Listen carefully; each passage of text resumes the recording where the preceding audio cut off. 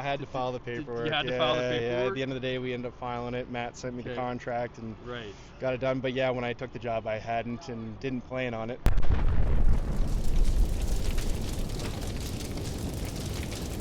How does this compare to playing a camp? It was different. It's like the same grind as a player, just way more mental than physical. Right. My body feels great, but yeah, my mind, I was definitely like on a third planet some days. Yeah. The fatigue's real. I bet. Yeah. I don't know if there's an identity for your special teams you wanna have. Just to be physical more than anything. Like going in every week where a team really doesn't want to play us because we're punching them in the mouth. I think that would be the type of mentality I hope we're going to carry through this year. Based on today, Myron Mitchell looks like your punt return guy. Is that too soon to say? Too soon to say. Yeah. I mean, we're going to test a few guys out here in the next couple of days and see how it goes. Yeah. Okay. How big a hole does Jan leave? Jan is a great football player. Does a lot of things that other guys can't. Great teammate too in the locker room. But we've seen some things from some of the guys that are in here that they can do some good stuff. Yeah. Is Mitchell somebody that showed something in camp? Because we didn't see a lot of him in the preseason. More of I say he's got speed and he's physical. I think those are the two things that we noticed in camp. Yeah. How's the adjustment been? You've been talking more out here than I think we've seen you talk ever, and having to be like making decisions with players and not having to lead by voice and by example, not just example. Like, how has that adjustment been to me? My voice has definitely been strained beyond belief, like it's never had before. So I've been exercising new muscles. I definitely am way more parched than I've ever been in my life. And I think talking to bigger groups is probably the biggest adjustment. Getting more comfortable as we've gone through training camp.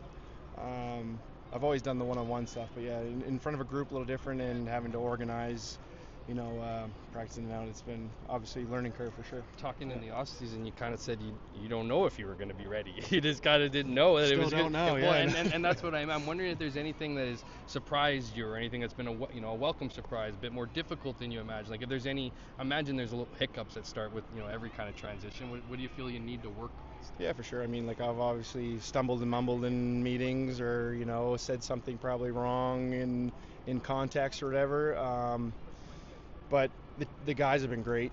They've bought in from day one, and it's made it a lot easier transition because they've been supporting me through this whole training camp. How much have you leaned on guys like 𝘽𝙤𝙤𝙧𝙚 and other guys that have been around for a while to kind of help with that, and maybe even Mike O'Shea? How much is Mike playing a role in helping you out here? Yeah, all of them. I mean, they've all played a part. With Shannon, this is basically the same as when we were players. We kind of talk about film the way we saw it when we were playing together, and kind of bounce some ideas off him, and him with me too. I told the guys I'm open to two-way conversation. I want to hear what they see as well on film. It's always an extra set of eyes. And then Osh, obviously a wealth of knowledge, and just helped me even with just the day-to-day stuff and the organizational aspect of having to juggle both sides of the ball and multiple bodies. A big part of it was staying in the game and how fortunate you felt that you could transition in this role so quickly after your career. You mentioned I think in the podcast with Eddie, did you formally retire? Like I know you weren't 100% sure in that. I had to file the paperwork. You had to file the paperwork? Yeah, at the end of the day, we ended up filing it. Matt sent me the contract and got it done. But when I took the job, I hadn't and didn't plan on it. But Is it?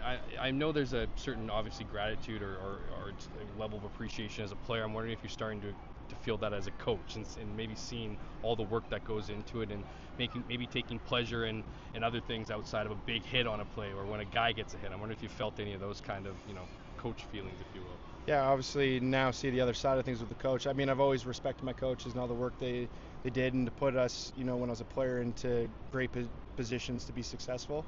But you do appreciate more like the amount of hours they put in, and I can understand some of the frustrations they have when they put that many hours in and someone doesn't do the right thing. So, I've felt that as well. But being from the other side of it, I understand how some people can have lapses here and there and mental fatigue at training camp and different things. So you're on the other side of that line now. There's a line there, right? So you can't be one of the guys as much anymore. So how do you get that respect that you need right away?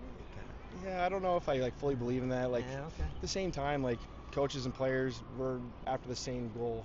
I mean, there shouldn't be like too big of a hierarchy there. I don't Yeah, think. I mean, obviously there's the the general one where like he's the boss, and but I feel like we work as a unit and as a team, so it shouldn't be too much of this like I'm your boss now. Listen to what I do. I mean, I'm going to try to be, put you in the right position and for us to be successful. So hopefully you're going to want to do that as well.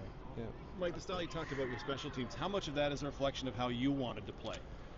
Yeah, I think the biggest thing with special teams was always being able to play freely, being able to play fast, so that you could play physical and stuff. I always try to compare it to there's not necessarily the lines on a piece of paper for special teams don't necessarily translate all the time because it's like being in a fight where it changes on the fly. You get punched in the mouth, and now all of a sudden that game plan you thought you had against the guy goes out the window. So trying to simplify things for guys so that they play fast and they can be very aggressive.